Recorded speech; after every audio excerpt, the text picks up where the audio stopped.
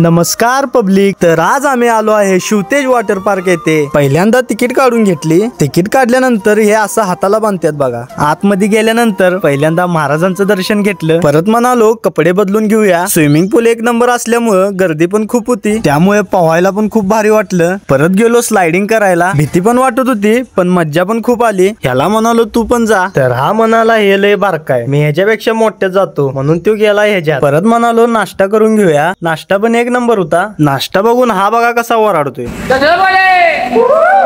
मग जरा व्यायाम केली। व्यायाम करून झाल्यावर मग म्हणालो जरा डान्स करूया।